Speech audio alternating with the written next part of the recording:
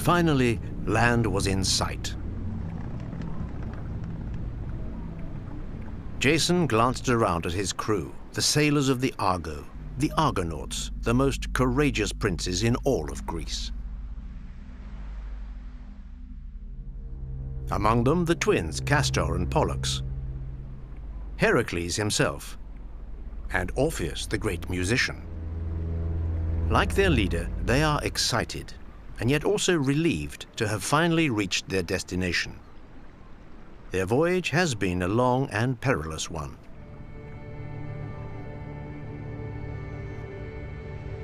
As the shores of Colchis drew closer and closer, so did the object of their quest, the famous Golden Fleece. The Golden Fleece was the fleece of a winged ram sacrificed to Zeus.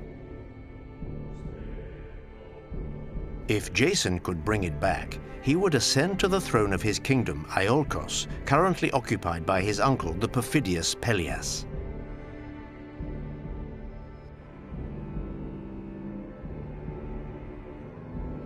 Pelias made a deal with his nephew.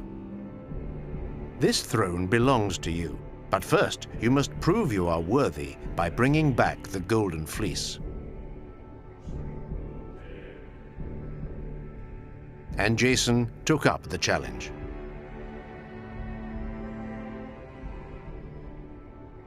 Surrounded by his faithful companions, the hero clambered up the dunes. Beyond lay the sacred wood, in which the fleece hung from an oak tree. But before taking it down, Jason had first to seek the permission of Aeetes, king of Colchis, and guardian of the mythical object. Aeetes had posted a formidable dragon at the foot of the oak to guard the fleece. With a single spurt of flame, it could reduce anyone who ventured near to a cinder.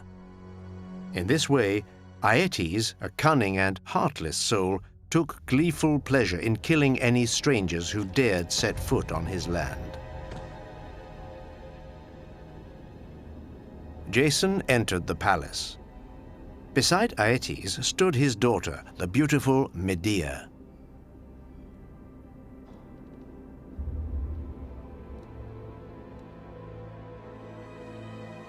She was a sorceress, perhaps the greatest of them all, even greater than her aunt Circe, herself an expert in transformations and magic spells.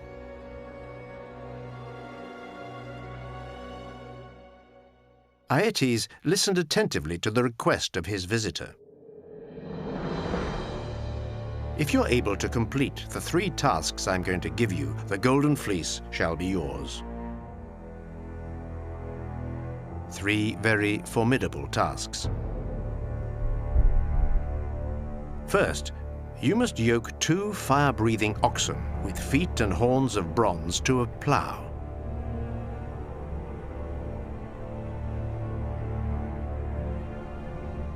Next, clear 4 arpents of a field and sow the soil with the teeth of a dragon, bearing in mind that once in the earth, from these extraordinary teeth will sprout an army of warriors that must be vanquished.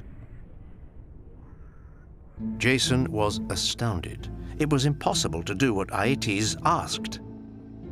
Besides, where to find the teeth of a dragon? Aeetes smiled. He held out his hand and opened it to reveal teeth of a monstrous size. Here they are. Now it's up to you to sow them. Jason departed the throne room, a tormented spirit. Up on Olympus, the goddesses Hera and Athena, wife and daughter of Zeus, had witnessed the whole scene. And as Jason departed, they excitedly discussed ways they could help him. They had an idea. Turning to Eros, the god of love, they asked him to ensure that the king's daughter, Medea, be consumed with a burning passion for Jason. Eros acquiesced, promising the goddesses that he would even prolong Medea's passion.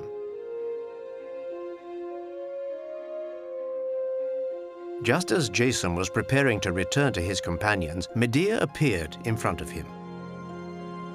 In a voice quivering with the passion with which Eros had filled her heart, the princess sorceress announced to him that she was willing to help him complete his tasks.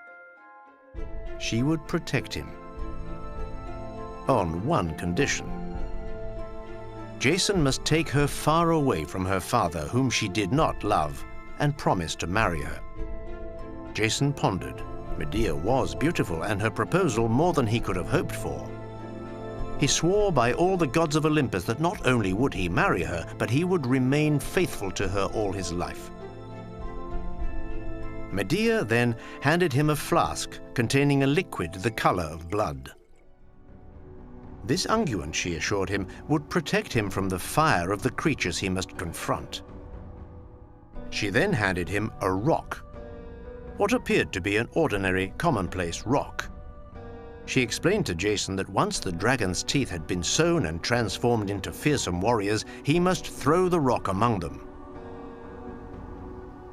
Although mighty, the exceedingly stupid soldiers, born of the teeth of the dragon, would fight each other over the rock.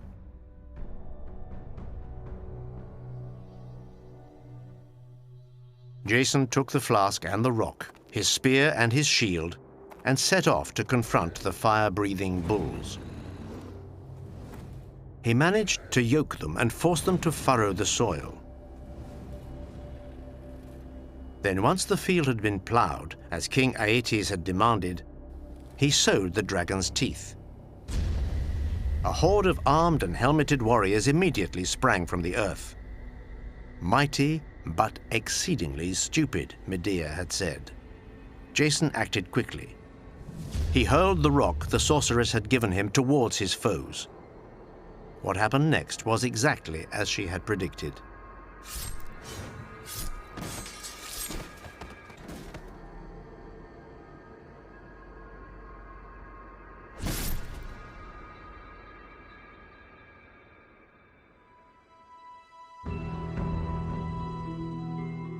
It was time for Jason to return to Aeetes and claim his prize. He and Medea set off for the palace. The sorceress kept her distance so as not to attract the suspicions of her father.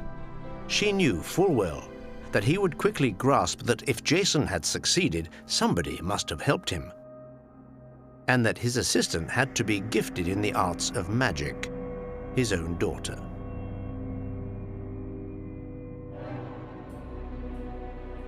No. The king's response to Jason was unequivocal. Not only had he never intended to part with the Golden Fleece, he was furious that his scheme had failed and threatened to burn the Argo and slaughter its crew.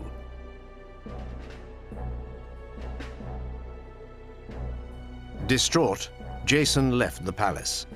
Medea was waiting for him. What to do? Steal the fleece, the sorceress declared firmly. It was guarded by a fearsome dragon. Medea told Jason not to be afraid. Jason followed the sorceress to the sacred wood. The Golden Fleece was indeed hanging there. The dragon was very close by. It was a fearsome sight, bigger than the Argo itself. Its body was circled with 1,000 rings, and more importantly, it was invincible, immortal. Medea approached it slowly. Murmuring mysterious incantations, she grabbed the branches of a juniper tree, extracting from it the sap known for its narcotic effects, spraying it into the eyes of the dragon. The monstrous creature immediately fell into a deep sleep. The way ahead was free.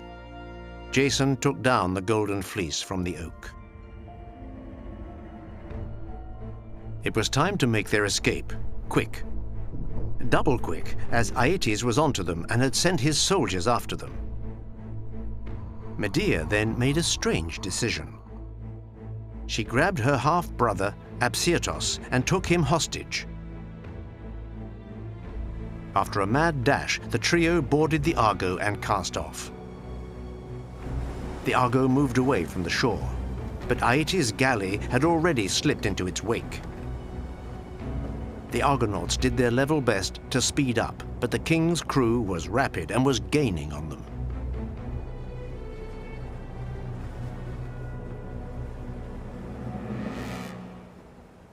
Medea was thrown into a panic. The prospect of falling back into the clutches of her father was more than she could bear. She knew Aeetes would seize and execute Jason, the man she had fallen madly in love with. So, she committed an unthinkable act. Grabbing a sword, she seized her half-brother and without a moment's hesitation ran it through his heart. Then, with the same determination, she sliced off his head, cut his body into pieces, and as the horrified Argonauts looked on, tossed them overboard one after the other. Her paralyzed King Aeetes almost fainted with shock as he saw the head of his son drifting by on the tide.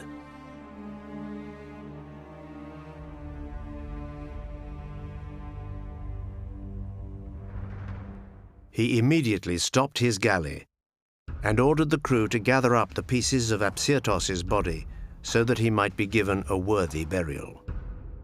Meanwhile, the Argo sailed off into the open sea. The crew was saved. Just then, a terrible voice rang out. It was Zeus. The king of gods, appalled by Medea's actions, proclaimed that the two lovers would pay for this frightful murder with their lives unless they managed to cleanse themselves. Medea knew that only one person could carry out this cleansing: her aunt, the powerful sorceress Circe.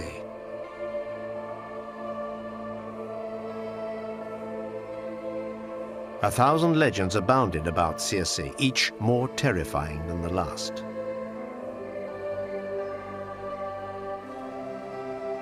The Argo changed course.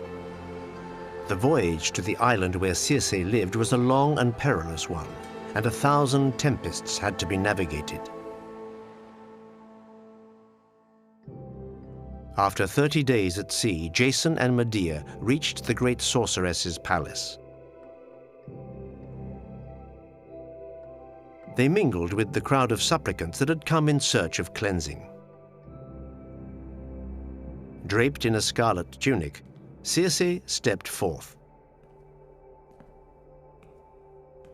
In an impressive silence, she approached the couple and held above them a young ewe. Then, cutting its throat, as blood poured onto the hands of Jason and Medea, she invoked Zeus. Once the ritual was done, Circe stared callously at her niece. She told her, "I have cleansed you. I shall contemplate no further misfortune against you, but know this: I approve neither of your designs nor your shameful actions. Now leave." Medea burst into tears. Jason, increasingly flustered by the misfortunes suffered by the young woman, was given to wonder whether he and his crew had been cursed.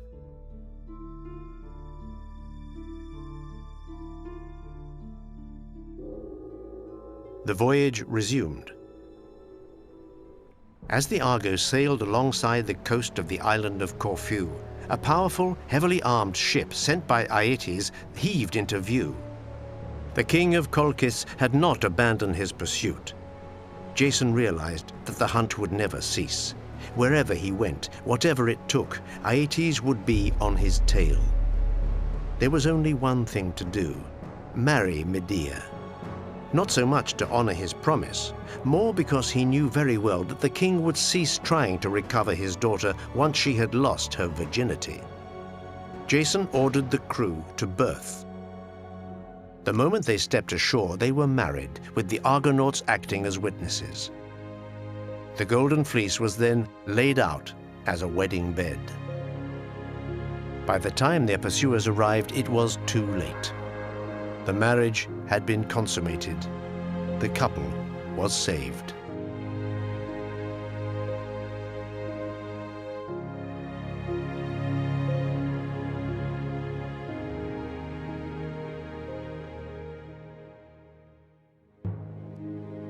Back in Iolcos, terrible news awaited Jason.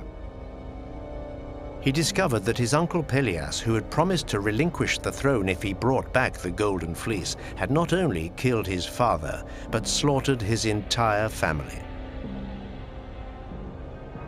Jason and the Argonauts, outraged by this shameful act, were of the opinion that Pelias must die. But the city was much too powerfully armed to be stormed by so few attackers. Medea rose to speak. Once again, she was inspired by her overwhelming love for Jason. She instructed the Argonauts to hide on a beach. When they saw a torch lit on the roof of the palace, it would be the signal that Pelias was dead, that the doors were open. They would be free to take the city. Medea set off for Iolcos alone. Like a shadow, she skipped through the city, entering the palace and slipping unnoticed into the bedchamber of Pelias's 4 daughters. She announced to them that she was an envoy sent by the goddess Artemis, who had decided to reinvigorate their aging father and make him youthful again. The girls guffawed. They did not believe a word of it. So, to convince them, Medea boiled some water in a huge cauldron. Pouring magic herbs into it, she asked them to send for an old ram. She then cut its throat before plunging it into the steaming liquid. A few moments later, an adorable little lamb emerged from the concoction. Captivated, Pelias's daughters immediately decided that their father must be similarly reinvigorated. They pleaded with Medea to give them some of the magic herbs. The sorceress willingly complied. The girls then went to Pelias to tell him of the will of the goddess Artemis, confirmed by the incredible scene they had just witnessed. They tried to persuade him to submit to the same ritual. Pelias refused. Were they out of their minds? His daughters insisted, recounting again with amazement how the ram had rediscovered its youth. Pelias, irritated by such naivety, dismissed them with a wave of his hand.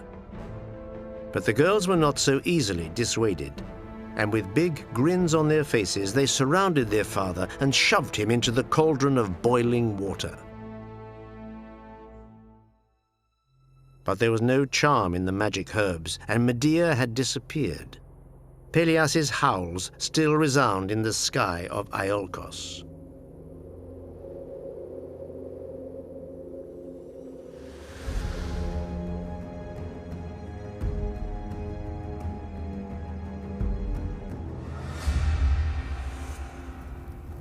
Would Jason finally ascend to the throne?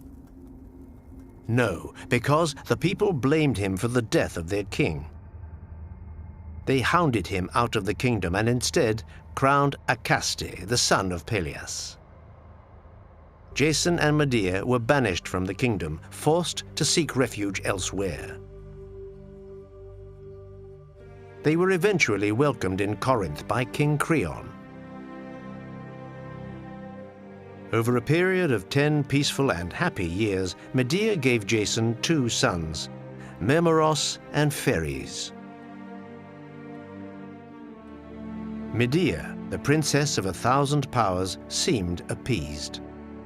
She imagined herself ending her life beside the man she still loved above all else.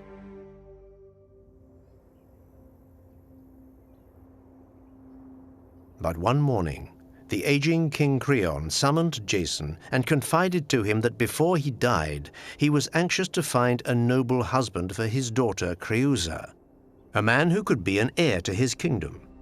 He thought of Jason. Was he already married? Too bad. He had only to renounce Medea. In any case, said Creon, Medea was a foreigner, and under Greek law she was not recognized as Jason's wife.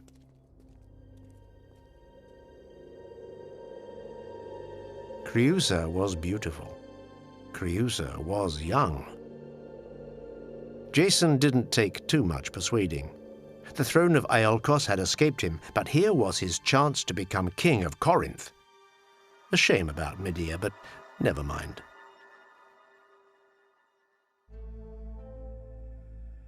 That same day, Creon banished the sorceress from his kingdom. Medea was aghast.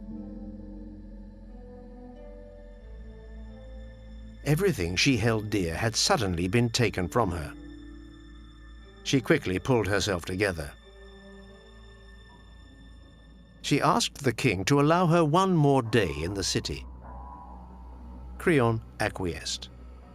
Not for a moment did he imagine the terrible revenge the humiliated sorceress was planning to wreak.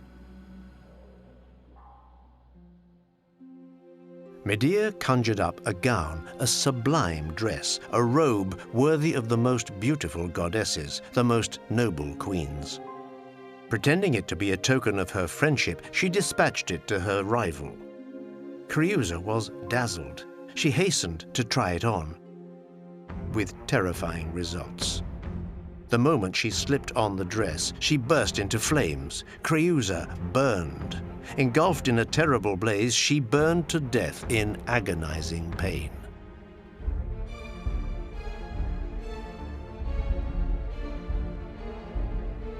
Meanwhile, Medea was making her way to Hera's temple. She was not alone. Her children, Jason's children, accompanied her. It was dark. A heavy silence filled the air. Medea had Murderous and Pheres sit at her side.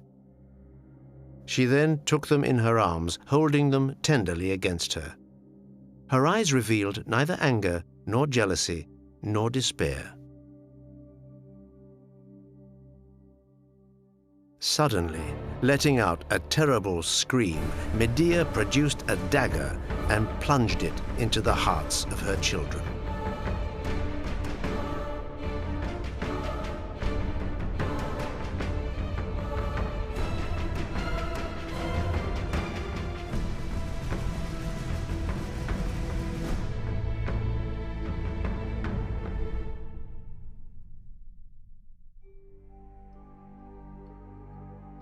Jason, conqueror of the Golden Fleece, was now a mere shadow of himself.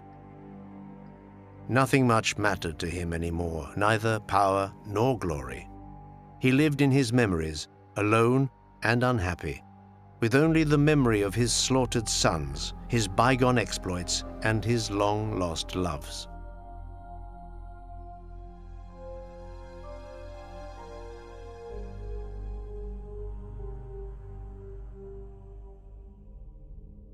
One day, while he was lying, eyes closed beneath a tree in the shadow of his old, rotting ship, the Argo, the worm-eaten stern broke off and landed on him with a crash. Jason was killed immediately as he slept.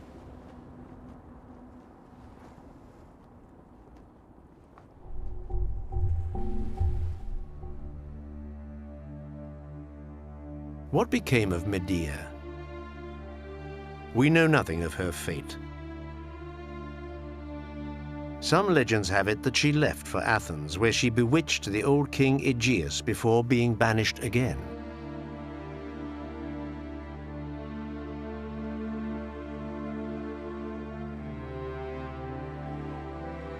Others claim that the gods, in their magnanimity, took life from her but forgave her awful crime.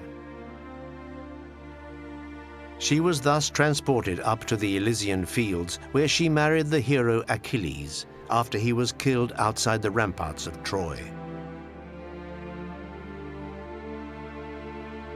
Medea. She is the errant woman, the outsider. Medea. She is also the humiliated and betrayed woman, prepared to do anything, even kill her own children. Outrageous and possessive, her love became murderous.